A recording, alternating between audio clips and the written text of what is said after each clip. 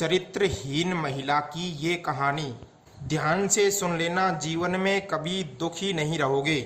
जय श्री कृष्णा मित्रों, स्वागत है आप सभी का वेदांतिक दृष्टांत यूट्यूब चैनल पर। मित्रों, आज की वीडियो बहुत ज्ञानवर्धक है। मित्रों, जो व्यक्ति आज की इस वीडियो को पूरी सुनता है, आज की चरित्रहीन महिला की कहानी को पूरा जरूर सुनता है, तो उसे अपने जीवन में कभी भी धोखा नहीं मिलेगा और साथ ही उसे किसी भी प्रकार की भटकना में, उलझन में नहीं उलझना पड़ेगा। तो मित्रों, वीडियो को अंत तक जरूर सुने। मित्रों, यह कहानी एक सच्ची घटना पर आधारित कहानी है। बहुत समय पहले की बात है। एक राज्य में एक राजा वीरसेन नाम का राजा रहा करता था।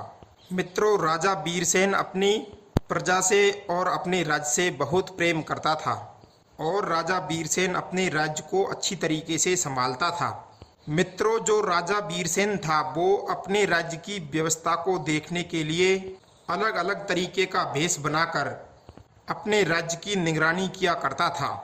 मित्रों, एक दिन की बात है जब राजा वीरसेन अपने राज्य की व्यवस्था को देखने के लिए रात्रि के समय में भेष बदलकर चला जाता है। मित्रों, जब राजा वीरसेन अपने राज्य में अपना भेष बदलकर घूम रहा होता है, इसी बीच उसे एक सेठ के घर के पीछे खिड़की से एक रस्सी लटकी हुई दिखाई दी। उसे देखकर राजा वीरसेन सोचने लगा कि ये रस्सी पीछे खिड़की के ऊपर होकर क्यों लटकी हुई है। हो सकता है कोई न कोई चोर इस घर में चोरी जरूर कर रहा होगा। अब तो मुझे इस बात के बारे में जानना चाहिए क्योंकि मैं इस राज्य का राजा हूँ। तो मित्रों, उसके बाद में राजा वीरसेन उस रस्सी को लटकी हुई देखकर उस रस्सी को पकड़कर उस कक्ष में चला जाता है जिस कक्ष में वह रस्सी जा रही थी। मित्रों, जैसे ही राजा वीरसेन उस कक्ष के अंदर प्रवेश करता है तो वह जाते ही सोचने लगता है कि शायद इस घर में कोई चोर चोरी कर रहा होगा। मित्रों, राजा वीरसेन उस कक्ष में घुसकर छुप जाते हैं और छुपकर सुनते हैं कि वहां पर एक महिला की आवाज आ रही है और वह महिला कह रही है कि नहीं, मैं आपके साथ नहीं चल सकती। तुम मेरे पति का वध कर दो तो मैं तुम्हारे साथ चल सकती हूँ और तुम्हारे साथ गलत संबंध भी बना सकती हूँ। मित्रों, इस बात को सुनकर राजा वीरसेन सोच रहा था कि हो न हो यहाँ पर कोई न कोई स्त्री ही चोर के रूप में आई है। मित्रों, थोड़ी देर बाद राजा वीरसेन को एक पुरुष की आवाज सुनाई दी और वह पुरुष कहता है कि तुम्हें मेरे साथ चलना होगा। मैं तुमसे बहुत प्यार करता हूँ और अगर तुम चाहती हो कि तुम्हारे पति की मृत्यु के बाद ही तुम मेरे साथ चल सकती हो तो मैं तुम्हारे पति को मारने के लिए भी तैयार हूँ। मित्रों, उसके बाद में वह महिला अपने प्रेमी से कहती है कि अगर ऐसी बात है तो ठीक है, तुम कल फिर से आना और कल तक मैं मेरे पति को मार डालूंगी और जितना भी धन है उसे इकट्ठा करके रख लूंगी, लेकिन मुझे इसके लिए 24 घंटे का समय चाहिए। मित्रों, इसके बाद में राजा वीरसेन समझ चुका था कि हो ना हो यहाँ कोई चोर नहीं है, यह स्त्री और कोई नहीं है, इस घर के सेठ की पत्नी है और जो यह पुरुष है कोई और नहीं, कोई इस स्त्री का प्रेमी है। तो मित्रों, इस प्रकार की बातें सुनकर राजा वीरसेन उसी रस्सी से वापस नीचे उतर आते हैं और नीचे उतरकर छिप जाते हैं। मित्रों, राजा वीरसेन इस बात की प्रतीक्षा करने लगता है कि जब वह पुरुष नीचे उतरेगा तब मैं उसकी गर्दन पर अपनी तलवार रखकर उससे सारी घटना के बारे में पूछूंगा। आखिर मेरे राज्य में इस तरह के कार्य नहीं होने चाहिए। मित्रों, उसके बाद में राजा वीरसेन जब उस व्यक्ति की प्रतीक्षा करने लगता है तो थोड़ी देर बाद ही वह पुरुष उस रस्सी के माध्यम से नीचे उतर आता है और मित्रों, जैसे ही वह नीचे उतरता है तो मित्रों, वहां पर नीचे छुपकर राजा वीरसेन उसका इंतजार कर रहे थे, तो उसने तुरंत उसकी गर्दन पर अपनी तलवार रख दी। मित्रों, जैसे ही राजा वीरसेन की तलवार उस व्यक्ति के गर्दन पर रखी गई तो वह घबरा जाता है। फिर राजा वीरसेन बोलते हैं, हे प्राणी, तुम सावधान रहो, हो जाओ। क्योंकि अब तुम राजा वीरसेन की तलवार की धार के नीचे हो। और मुझे अपना परिचय दो कि तुम कौन हो और इस घर में क्या लेने गए थे। मुझे सारी घटना सच सच बताना, वरना मैं तुम्हारी गर्दन तुम्हारे धड़ से अलग कर दूंगा। मित्रों, वो व्यक्ति राजा वीरसेन की तलवार की नोक से डर जाता है और राजा वीरसेन से कहता है कि महाराज, मैं दूसरे राज्य का व्यक्ति हूँ और मैं जिस काम से आया हूँ और मैं यहाँ पर मेरी प्रेमिका से मिलने आया हूँ और मैं उससे बचपन से ही प्रेम करता हूँ। परंतु बचपन में मेरे पिता का जब देहांत हो गया था, मेरे पिता का देहांत होने के बाद मेरे घर में चोरी हो गई थी। जब मेरे घर में चोरी हो गई थी तो वहाँ पर सोए हुए मेरे सारे घर वालों को मार दिया। तब मैं इसके प्रेम को भूलकर मेरे परिवार वालों की मौत का बदला लेने के लिए उन चोरों के पास चला गया।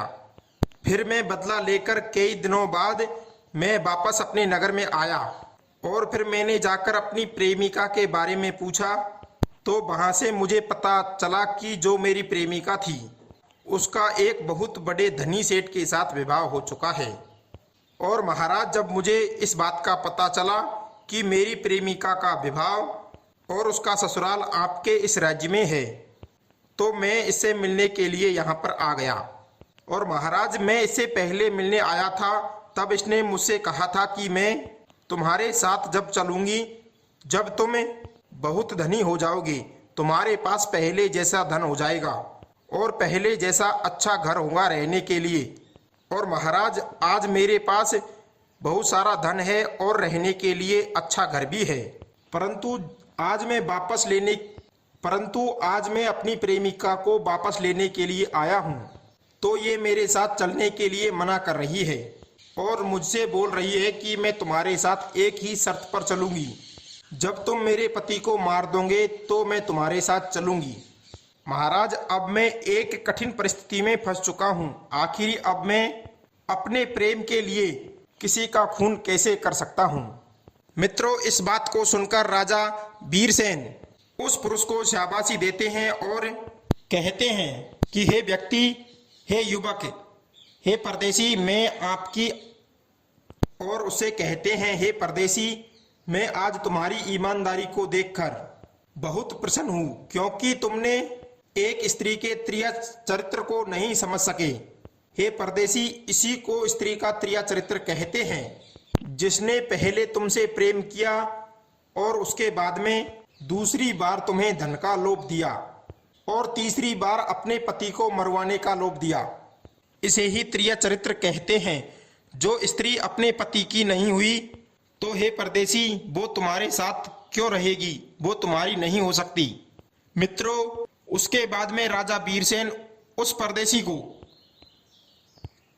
वापस अपने देश में भेज देते हैं। मित्रों, जब दूसरे दिन रात होती है, उस स्त्री के पास राजा वीरसेन अपना भेष बदलकर उसका प्रेमी बनकर उसके पास चला जाता है। मित्रों, जब उस स्त्री के पास राजा वीरसेन जाते हैं तो वह स्त्री राजा वीरसेन से कहती है कि तुम आ पहुंचे, मैंने अपने पति का सारा धन इकट्ठा कर लिया है और मैंने अपने पति को जहर देकर मार दिया है और अब मैं तुम्हारे साथ चलने के लिए पूर्णतः तैयार हूँ। तो मित्रों, उसके बाद में राजा वीरसेन ने अपना असली परिचय दिखा दिया और उस स्त्री की गर्दन पर तलवार रख दी और अपने सैनिकों को महल के नीचे बुला लिया। और मित्रों, उसके बाद राजा वीरसेन ने उस महिला को अपने कारागृह में डाल दिया। तो मित्रों, इस कहानी से ये शिक्षा मिलती है कि कभी भी एक स्त्री के त्रिया चरित्र में ना फंसें, क्योंकि जो स्त्री अपने पति की ना हो सकी वो अपने प्रेमी की क्या खाक रहेगी। मित्रों, आज वो तुम्हारे साथ है, कल वो किसी और के साथ चली जाएगी, क्योंकि उसने जब अपने पति को ही मरवा डाला तो वो तुम्हें भी मरवा सकती है। इसलिए मित्रों, कभी भी पराई स्त्री पर भरोसा नहीं करना चाहिए। मित्रों, आज की कहानी आपको कैसी लगी कमेंट बॉक्स में जरूर बताना और चैनल पर नए हो तो चैनल को सब्सक्राइब करना, साथ ही में वीडियो को अपने भाई बंधुओं रिश्तेदारों के पास शेयर भी करना। मिलते हैं अगली ज्ञानवर्धक कहानी के साथ। आप सभी का बहुत बहुत धन्यवाद।